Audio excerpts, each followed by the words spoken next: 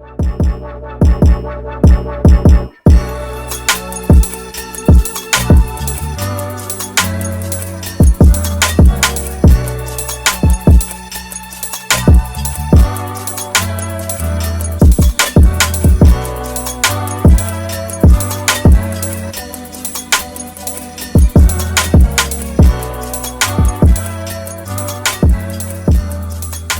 welcome to tonight's Sunday Night Sit-Down. We are excited to be here once again.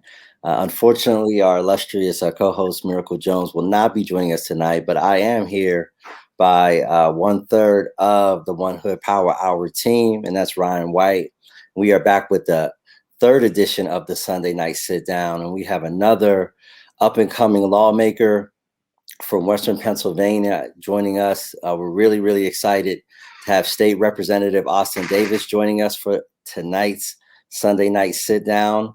We're going to be talking about police accountability issues as well as the vaccine rollout. These are two issues that for those that have been paying attention, you've probably seen Representative Davis out being very vocal about these two issues. So, really excited to have him joining us, and we're welcoming him to the show right now. State Representative Austin Davis. Welcome to the Sunday Night Sit-Down.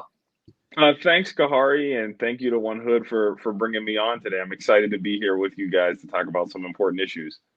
Absolutely. Yeah, and before we went on, we talked, about one issue in particular that you've been in the media very recently talking about, and that's the issue of police accountability. From some legislative work that you're looking into, and also in response to some recent events. Would you like to talk about what you've been working on in that area? Yeah, so police accountability has really been an issue that I've been working on since I first came to the state legislature 3 years ago. After I was elected, very shortly after I was elected, the Anton Rose situation unfortunately unfolded, not in my district, but in the Mon Valley in East Pittsburgh, which is just outside of my district. And so at that time, I had joined many of my colleagues in the Legislative Black Caucus to propose some police accountability measures. One area that we were successful on is creating a statewide database to track officer infractions. One of the areas that I introduced was creating a citizens police review board in Allegheny County that would mandate that every police department in Allegheny County report through that citizens police review board. The recent article by the Associated Press that highlighted the law enforcement Facebook group, which uncovered many racially charged comments and sensitive comments that exposed potential bias within our police departments, was brought to light, and it only served as a further of an example of why we need more police accountability, not just in our region, but across the Commonwealth. If we're ever going to rebuild the trust between law enforcement and the communities that they serve, there has to be accountability. Nobody is absent of accountability. I, as an elected official, I'm accountable to the people that elect me every 2 years. The citizens of the 35th district in the Mon Valley get the opportunity to say whether they think I'm doing a good job or whether I need to be replaced. And police officers, we give them one of the most powerful tools that government give, and that's the ability to take somebody's life. And officers have to be accountable for that responsibility. And that's not to disparage officers, to say that all police officers are bad. There are many faithful police officers who are doing a good job serving their community. But we also know, like any profession, there are people who probably are, who are not living up to that standard. And the worst thing for a good police officer is a bad police officer. And so we need to make sure that sunlight is the best disinfectant, and accountability will, I think, really strengthen law enforcement in our communities.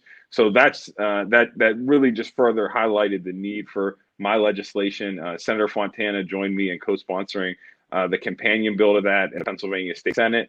So I was really commenting that the examples that the Associated Press highlighted further just spoke to the need for more accountability.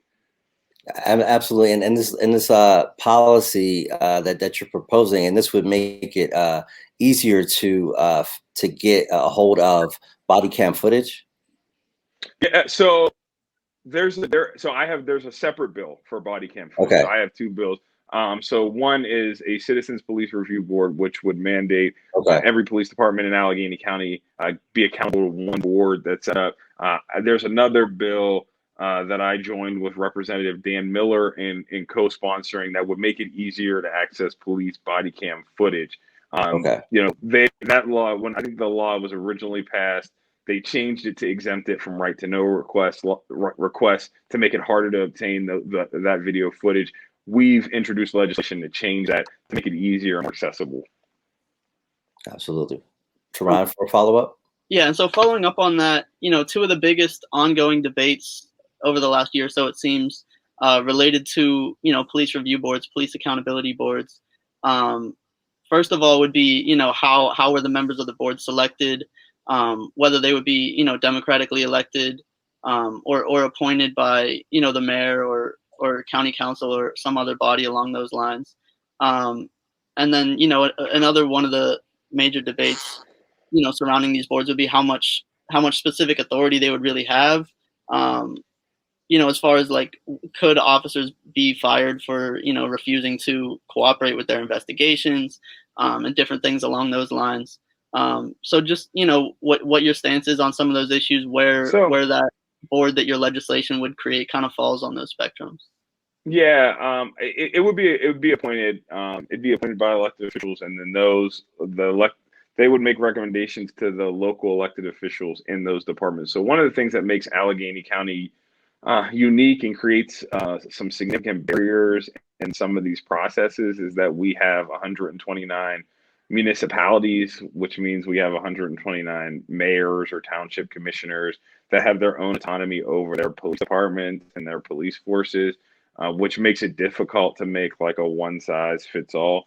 And I will say, some of the areas where I have biggest concerns are not with like police departments like the city of Pittsburgh, for example. They have significant resources. Their officers are significantly trained. My bigger concern is in smaller communities like those in the Mon Valley who have significant part-time officers, don't have the resources for training. Being a police officer is a difficult job. I wouldn't do that job for $100,000 a year, let alone for $14 an hour. And it's concerning. It makes me question the type of people that we're getting for those positions if they're willing to take that job for $30 an hour with no healthcare benefits. But I think, the other part about this is elected officials, whether you're a borough council member, a local mayor, a community, have to be accountable to the people that you represent, right? So if you and I don't believe, if I'm not a local mayor, I haven't been a local mayor, but I believe that if most local mayors don't want bad police officers on their police force, because ultimately they're going to be the ones that are accountable for the actions that they take. I believe most elected officials would do the right things, but if there is a situation where there are elected officials who won't do the right things, I think the people in those communities really need to exercise their rights when it comes election time to put an elected official in there who will do the right thing. Yeah, and actually, you raise a very, very interesting point. I think in particular too, the uniqueness of the challenges that the communities that you represent face. Because I think across the board, whether McKeesport, Pittsburgh, Rankin, Duquesne, there's obviously systemic issues that have existed, not only in those police departments in the Allegheny County communities with significant African American populations, but obviously, throughout the country. But I think what makes it, unique, and what you say that, raises a point for us to ponder, collectively, is this idea that we know in the city of Pittsburgh and some of the other municipalities in Allegheny County, and we know in any big city around the country, like you said, police departments are well resourced. The salary, is competitive to a certain degree. But you mentioned, police officers, in these municipalities working for, what did you say, $14 an hour, and no healthcare benefits. Yeah, I mean, wow. I mean, then that raises a whole other layer to the systemic issues that we deal with when we talk about police accountability, community police relations. When you have I mean, that's less than the 15 that we're fighting for, with For a minimum wage, SEIU, right? Right. and for service employees. So I was not aware, of that, of that fact, which raises, a whole other, challenge, when we talk And to about public safety. and to compound that, there are some officers who will work at 2 and 3 departments because they can't get a full-time job. So you'll have an officer who's a part-time officer in Duquesne, Homestead, and McKeesport. Um, and it really creates a problem, and it doesn't lend itself to building true relationships between the communities that they serve. And if you remember a few years ago, one of the big issues in the city of Pittsburgh was police residency requirements, right? People wanted police officers to live in the communities that they served. Well, in the mall, that's just not happening at all. Right. Wow. Brian, did you have a follow-up? Yeah, so just, continuing to talk about some of these other municipalities, smaller boroughs and areas like a lot of the ones you represent in the Mon Valley. Um, yeah, I'd just like to know, if any of them, any of the other municipalities in the county, obviously we know Pittsburgh does, but if any of them have some sort of infrastructure in place already, as far as like a civilian review board, and if that's demonstrated any sort of success, if any of those municipalities do They have do that. not. Okay. They do not. They do not, and so it has not. I can't say that it's demonstrated success at all. I believe I represent 9 different communities, and I don't believe any of them have a citizens police review board. I mean, the only redress that a constituent would have would be to go to a local city council meeting and complain. But so, for example, in McKeesport has a strong mayor form system of government. So the mayor is primarily in control of the police department. They report to him. But even in the smaller municipalities, the mayor is like the sole person who oversees the police department based on the forms of government. So their redress would be taking their complaints directly to the elected officials in those towns.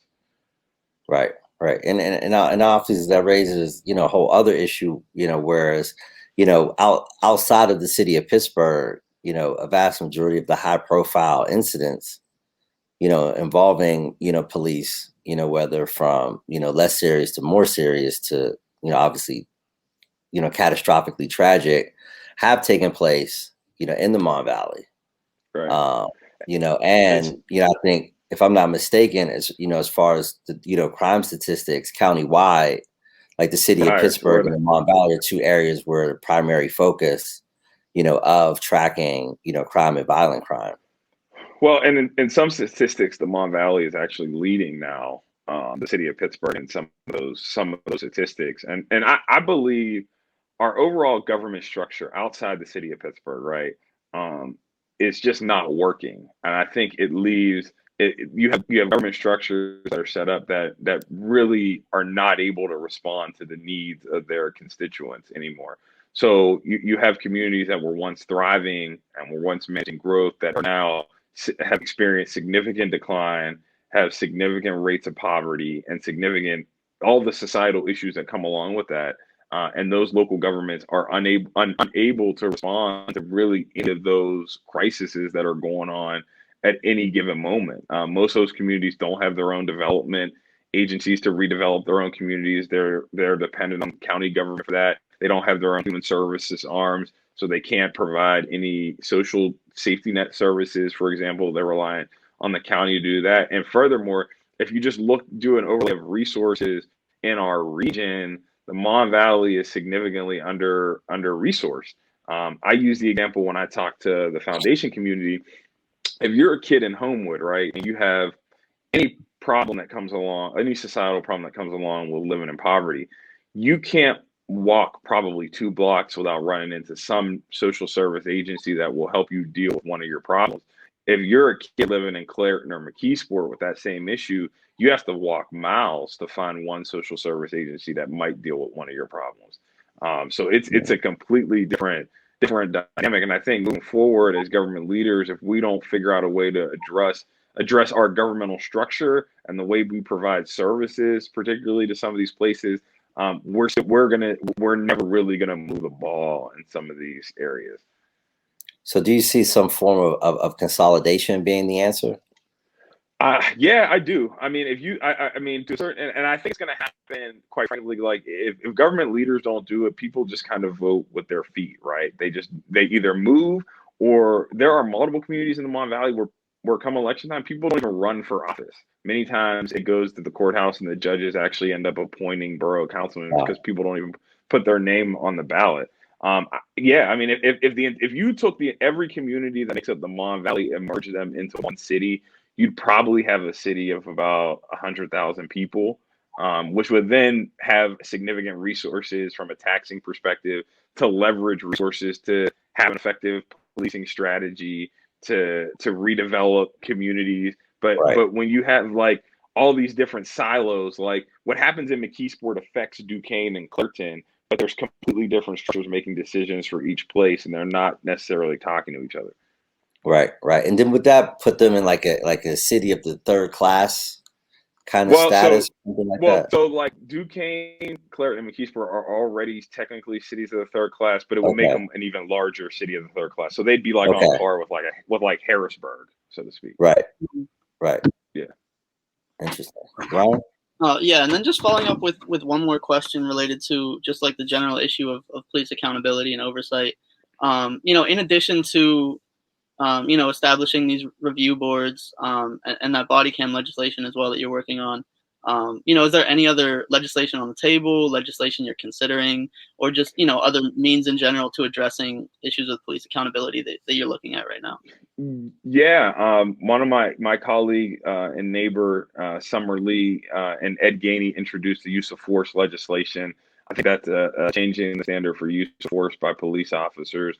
I think that's a critical piece of legislation that we really pushed for when we took over the speaker's rostrum and did a sit-in Harrisburg around police reform. And I think it's something that we eventually need to get over the finish line.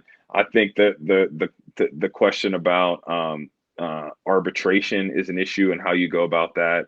Whether it's, I think there's two ways to necessarily go about that. So one is Donna Bullock has been pushing changes to Act 111, the police arbitration law. That's one way to do it, but I think that gets complicated in some ways because you ensnare firefighters in that same law who really aren't a part of the process. But I think Representative Wheatley has a great bill to address this, which would be his certification and decertification of police officers. I'm a co-sponsor of that bill. So, for example, if you're a barber or a hairstylist, or a real estate agent or an attorney, you have to have a license to operate in the Commonwealth of Pennsylvania, and you're regulated by a professional licensure board. We would like to create a similar structure for police officers. So the reality is, if you're a licensed police officer and you have all these infractions and you end up losing your license, you can't be a police officer anymore. I mean, you can't be hired as a police officer without being licensed and accredited. And it's a way of ensuring that police officers are all getting the same training standards and it's all centralized. So I think those are two important pieces that with the right political will, Harrisburg and a different governing party in the majority, we could get done. Right. And that kind of, what you're explaining kind of sounds like, like the doctor who's supposed to be the heart doctor who keeps, taking out people's spleens, when he's supposed to be taking out hearts. Like, after a while, the medical accreditation board is going to take that person's license away, Right. And it seems like there's one occupation in America that, and I definitely, have empathize with anyone, in a high stress, occupation, and don't want to minimize, the reality of being in a high stress environment. But I don't think that the surgeon's able to go to the malpractice hearing and say, well, it's just a really stressful job, and Right. you got to make split second decisions, and I just happened to pull the guy's lungs out when I was supposed to pull his heart out. Sorry, you know what I mean? And I'm not trying to be facetious, but it just seems that like you said, and it's obviously one time, two time, when you have situations like we even seen locally in the media where it's like 20, 30, 40, 50, 60, 70 complaints, and there's still then nothing you can do about it. So I mean, to me, Right. this just makes common sense. Like, this doesn't sound like any particular political agenda, or No. you're for or against a certain group of people, a certain occupation. I mean, to me, I just don't understand, what the pushback would be. This would just be like common sense. Like, to me, it would be like, okay, like, yeah, if doctors are held to this standard, I don't feel like people would say, oh, that's anti-doctor. Like, these people just hate doctors. And the reality is Pennsylvania is so far behind in some of these laws. I mean, we created that database to track officer involved infractions. Like, we didn't even have the database in Pennsylvania. Other places are making the database public. They've had it for decades, and we're just now creating it. We really have to figure out a way to get in front of this, or we're going to continue to see bad situations happen. Right. Right. And then moving to the second issue that we wanted to talk about, that you've been in the news talking about a lot lately, is the COVID vaccination rollout. As we know, in the state of Pennsylvania, of the past couple months, the COVID rollout has happened to mixed results around the state, as well as a lot of criticism from lawmakers across the board, whether it's towards the federal government, or even how it's kind of unraveled here in Pennsylvania. And I know you've been in the news talking about it a lot. Can you kind of give us this update on your take on what's going on, and what you've been doing to make sure that as many vaccinations get into as many arms as possible, particularly in the Mon Valley, which I know has been hit hard and was one of the earliest and hardest hit areas in Western Pennsylvania? Yes, absolutely. So we, early on, the rollout was difficult. It was very hard. I think the administration, from the governor's office and the Department of Health, could have done a better job at the beginning of managing what was a very limited supply of vaccine, make sure the most vulnerable folks in our society got the vaccine. That's why I introduced legislation to create a vaccine registration system early on, to organize the process, so there wasn't this mad rush on different providers to try to find a vaccine, creating what I describe as like a Hunger Games for the vaccine. It is getting better, no doubt. Vaccine is increasing. There are more and more places coming that have been coming online, even now that you've seen the Department of Health scale back in some of those places to streamline the pharmacies that are getting the most vaccines out at a quicker rate. I will tell you that I have fought the Department of Health on that decision to a certain degree, and I'll give you an example. So there's a small neighborhood pharmacy called Livingston Pharmacy, located in Clairton. It's a small, mom and pop community pharmacy. And Clairton is a transportation desert. People there have limited access to internet and many other resources. And the Department of Health stopped giving them their vaccine allocation because they weren't vaccinating as many people as possible. I pushed the department to say, look, if we're focused on equity, Clairton is a place that we absolutely need to be focused on. Even though they may not be getting at the volume that you would like, they're serving a critical mass to people who are going to struggle to find appointments elsewhere, who are going to struggle to get to those appointments elsewhere, even if they get there. And so I still continue to battle with the Department of Health on that issue. That still hasn't been rectified. So we're just seeing problems all around. We are seeing more places come online, like UPMC McKeesport is doing a vaccine clinic. The federally qualified health clinics throughout the Mon Valley are giving COVID vaccinations, which is extremely helpful. We are seeing AHN and other health providers come in and partner with community groups to do vaccinations. But part of it too is there is a significant amount of vaccine hesitation among particularly African Americans and lower income folks. So when I'm eligible to get the vaccine, I will certainly make it public and encourage folks to get it, because many times people that I represent have significant health disparities, or diabetics, high blood pressure, and at significant risk for severe illness if they contract COVID. So we need to get as many people vaccinated as possible and make it as easy as possible for folks to get vaccinated. And I think, quite frankly, early on, I think there were some politics that were played at from the Trump administration on the way out the door, to where they sent and prioritized vaccines. I know I've spoken to lawmakers in Florida, and their response early on was, we have we have too much vaccine. There were some legislators that were doing drive-through clinics for COVID vaccine, for COVID vaccinations. So I think we're on the right path. I think we're slowly seeing numbers increase.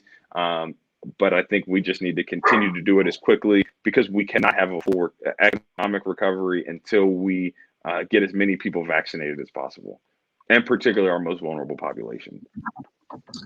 Yeah, thank you for that. So, along those same lines, as you mentioned, especially in your district in the Mon Valley area, a lot of those communities, as you said, are transformation deserts. People having, lack of internet connection, just a general distrust, of the healthcare system in some capacities, and vaccines. And so like you said, a lot of these communities that end up being impacted the most by COVID, for a number of reasons, end up, having the lowest access to vaccines, and just like are getting vaccinated at much lower rates.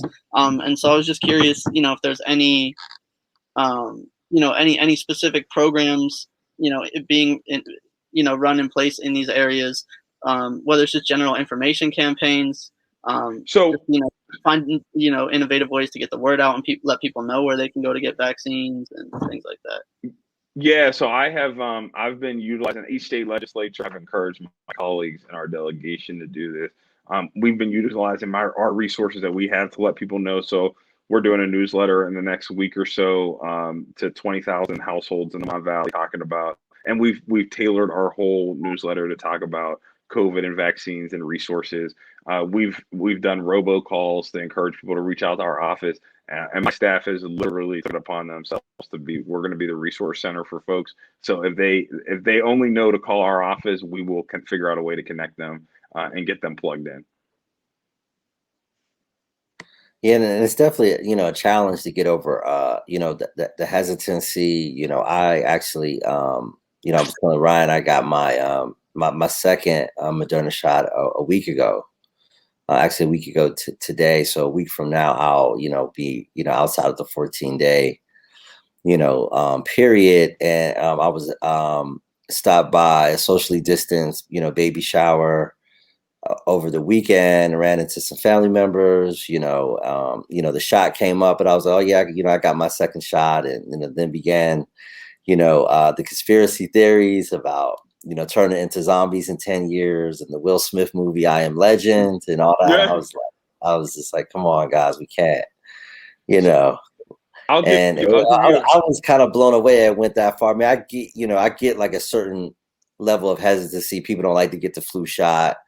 People don't like to get certain shots. Some people just don't like needles, and that certain fear, I know is part of it. But, when we start getting into like, and I was just like, well, who wants that? Like, who's the person, Right. you know what I mean? Like, you know what I mean? Like, who's the Lex Luthor sitting somewhere that wants everybody to be a zombie? Like, who's going to benefit from that? Like, who's going to Right. make money off zombies? Like, I was like, I just don't understand the motivation to want to turn everybody into a zombie. I have this debate even in my own family. My mother is adamant that she's not getting the vaccine. She just doesn't want to do it. She has never gotten the flu shot, in almost her 60 years of being on this earth, and she's adamant. I mean, thank God she's extremely healthy. She's extremely active, but she's probably in better shape than I am at 31. But she's adamant that she's not getting it, and so. There certainly is a barrier. And the one question that people always get, like, they're a little hesitant is, well, what were your symptoms afterwards? How did you feel? Right. Right. So, but it's really going to take leaders stepping up to publicize that they're getting it, to talk about their experiences, and really for us to marshal resources to make sure it's easily available, in the communities that people live in the places that they trust. Absolutely. Absolutely. And I do think, we could jump back to Ryan for a follow-up in our last couple of minutes, but and to me, I think part of it is going to be, I think to a certain extent, we already are seeing great disparities, at the micro level and at the global level, where, the wealthier North American and European nations, are vaccinating more people. They have most of the vaccine. There's there's countries in the world where nobody's been vaccinated yet. They tend to be the browner Africa. countries, in Africa and parts of Asia. But I think it may get to a part where you really start to see that disparity where there's whole parts of the world back to normal, or whole parts of communities in America where it's really be a tale of two Americas, where there's one America that's back to normal. There's a whole other America still having surges, still in the ICU, and I hope it doesn't have to come to that. But I think it unfortunately, it may have to come to that point, because we're really two trains heading in different directions. So we're definitely staring down a surge that's coming. Well, but at the same time, we have a whole population of people that are not going to be affected by that. At least we don't think so right now. the unfortunate part is, as a country, we've been on that train for a long time. Right. And we've been really a tale of two cities, both regionally and nationally, for a long time. I mean, if you look at the areas just that I represent, it's clear. When we talk about, like, economic growth and resurgence of, like, this tech industry in Pittsburgh and all the things that are going on. A lot of people that I represent, that's not their reality. They don't know anything about that. And so, Right. we really have to focus on connecting people, because the divide continues to go. It's going to be a recipe for disaster in this country, and you're already starting to see it as our political fabrics get pulled significantly in different directions, and you see government systems literally failing. We have to figure out a way to really address the root causes of a lot of these issues that everyday folks are facing. Absolutely. And for tonight's final question, we're going to go to Ryan. Yeah, thanks, Kahari. I just wanted to take a minute to also talk about and give you the opportunity to talk about another crisis that's emerged largely from the pandemic, and to a lot of people really is an even more urgent issue right now. And that's kind of that looming threat of mass evictions that's come from all of this. And so last week there was the much needed very important launch of that rental assistance program. And so I just wanted to give you the opportunity to talk about some of the different facets of that, resources for people in your district or statewide as far as how to apply to that, and anything they need to know along those lines. Yeah, that's a great point. Yeah. Thank you for bringing it up. It's an issue that I've been working on. So initially, back when the pandemic started, it was actually my legislation that created what is the rent and mortgage relief program. So I was really proud to see that get across the finish line to actually help everyday folks. We have, this is a huge crisis, not just for evictions, but just housing in general. If you can afford to buy a house right now, you can't buy a house because it's just flying off the market. There is a significant lack of supply, and so we have to figure out a way to address this issue. And what we've done in Harrisburg is we've put together a working group. I'm on it. I know Representative Sarah Innamorato is also on it from Allegheny County. It's being led up by Representative Liz Fiedler in Harrisburg, and we've made a commitment to come up with policy solutions to deal with some of these issues, like renter and landlord mediation. One of the things, for landlords, we know that they're struggling as well, small mom and pop landlords. But the best thing for them is to keep their tenants, quite frankly, in their houses, and to work through some of these processes. I think the rental mortgage relief program is probably going to be one of the programs that we see around probably the longest, even as we come out of this pandemic. Because if we see another housing crash, it will take economic recovery much, much longer if all of a sudden we start seeing mass evictions. But many of our offices, my office as a legislator, has access to a lot of resources in that space. We work directly with Action Housing and the county who have been kind of operating those funds. We've also taken it upon ourselves to work with some of the landlords. So, in the earlier process, you had to have both landlord and tenant participation to get the funds, and that was becoming a significant barrier. Now I think it can be accessed by one side, either the landlord filling out or the renter. We worked directly with landlords and tenants to make sure that those processes were coming together. And literally up until the deadline, I was on the phone with Action Housing and landlords processing the last bit of paperwork. And I mean, there's a bigger landlord in McKeesport who owns a number of places, and he was up front. He was like, I don't want these people. These are good tenants. Like, I know they lost their jobs. They would have paid their rent otherwise. I don't want to evict them. This isn't, because quite frankly, that doesn't help my business model. And I know these are good people. So there are a lot of landlords that we're working with folks, and we're going to continue to work with folks, but it's going to be a massive issue going forward that it's going to take the state, federal, and local governments to address.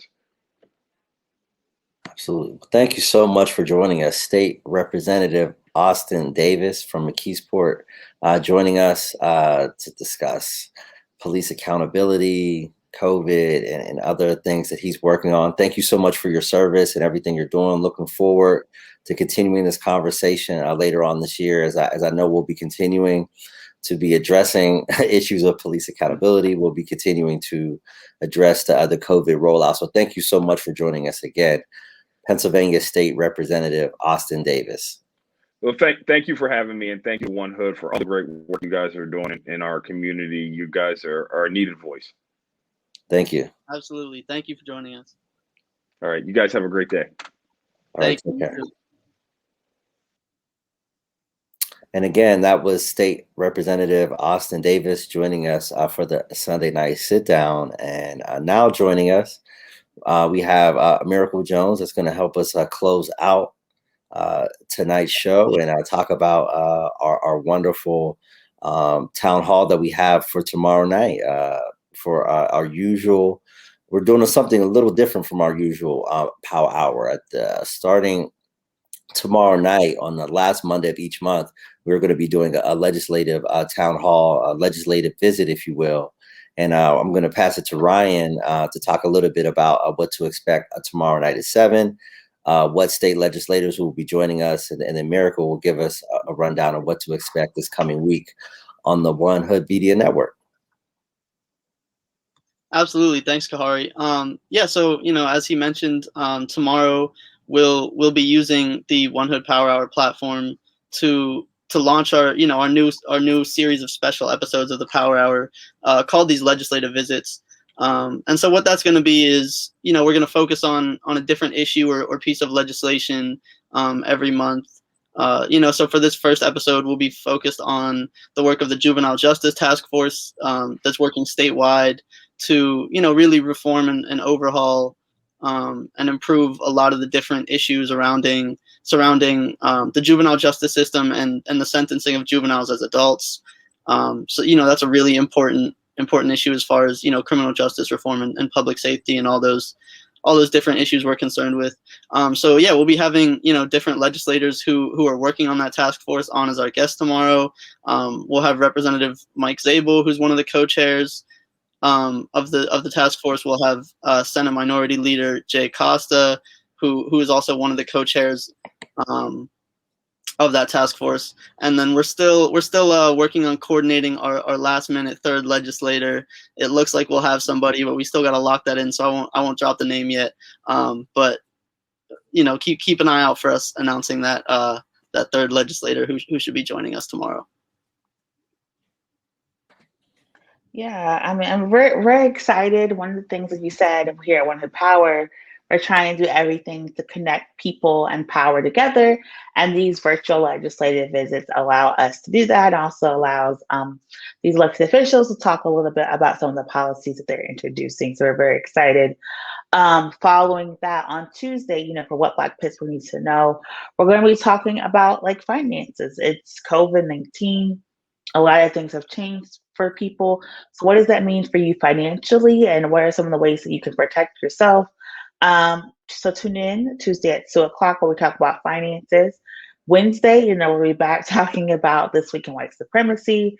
And then we're going to be taking some days off to work with some of our fellow nonprofits as we talk about different programming going on, and then getting in contact for the mayoral debate forum that's going to be happening with Pittsburgh United on the 8th.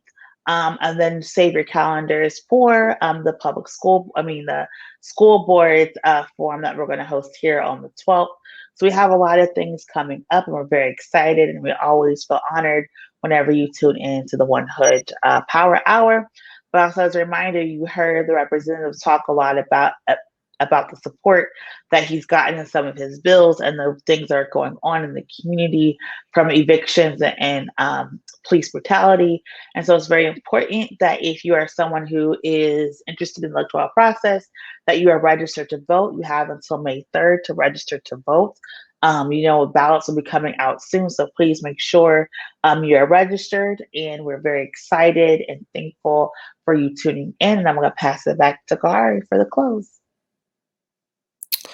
Ryan and Miracle, thank you for that. Again, make sure you join us tomorrow night for the One Hood Power Hour, a special edition legislative town hall featuring Democratic Senate Leader Jay Costa, State Representative Mike Zabel, and more.